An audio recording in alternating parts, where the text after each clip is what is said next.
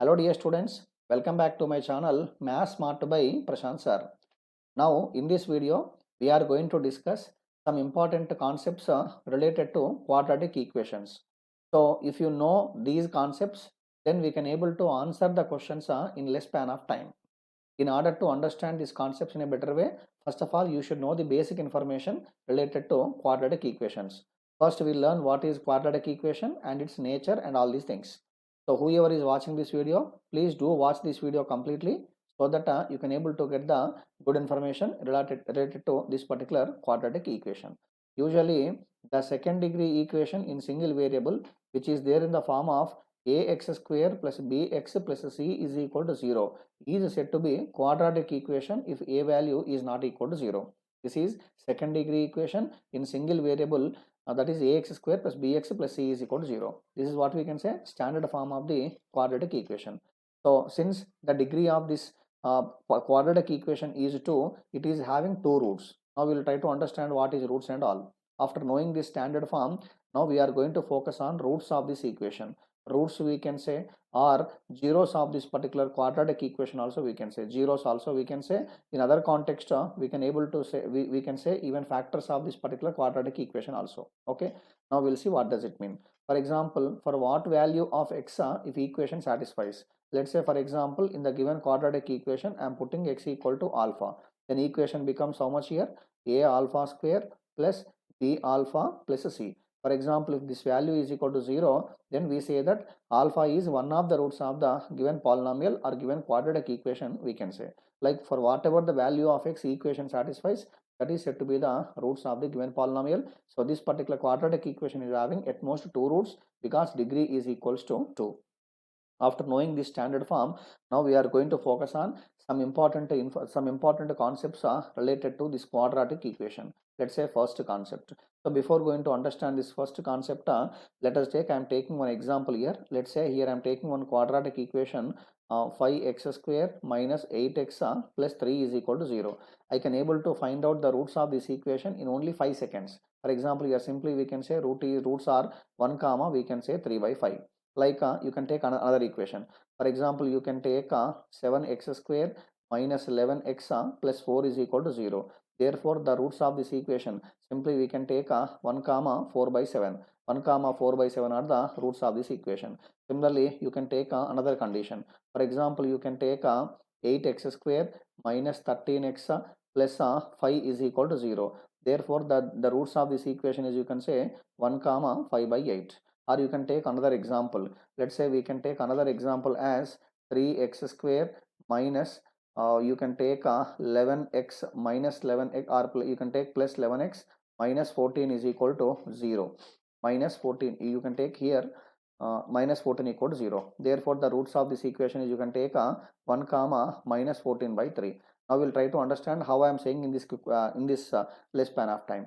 The main concept related to this particular examples are, for example, in any quadratic equation, ax square plus bx plus c is equal to 0.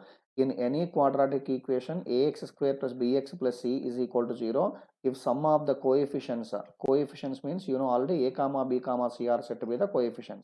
If sum of the coefficients equal to 0, then simply what we can say 1 comma c by a. 1 comma c by a are the roots of this particular equation. For example, you can take 5 plus 3 8, 8 minus 8 is 0. Some of the coefficients are 0. That's why you can take what we can say 1 comma c by a are the roots. Even here also 7 plus 4 11 plus 11 minus 11 0. That's why 1 comma c by a. Even here also 8 plus 5 means 13, 13 minus 13 0. Therefore 1 comma c by a. Even similarly in this case also. I hope you understood this first condition. Okay, very interesting condition.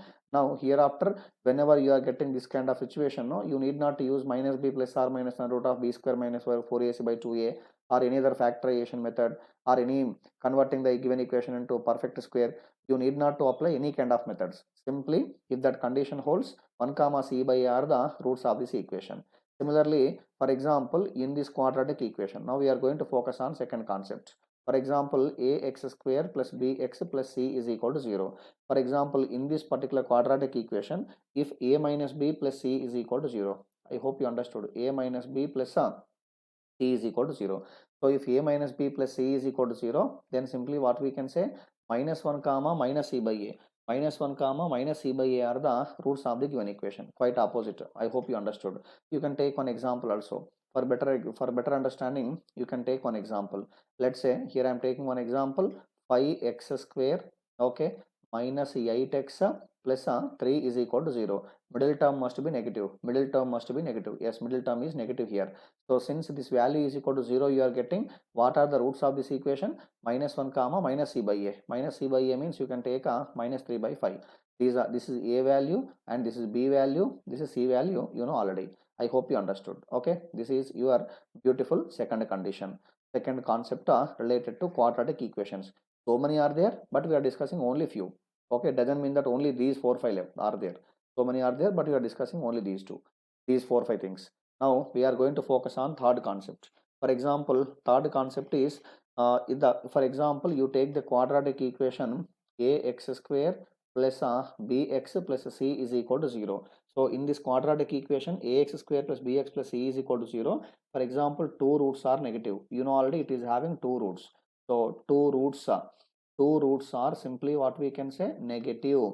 Two roots are negative. It is having two negative roots. Two negative roots means you can take simply minus alpha comma minus beta like that.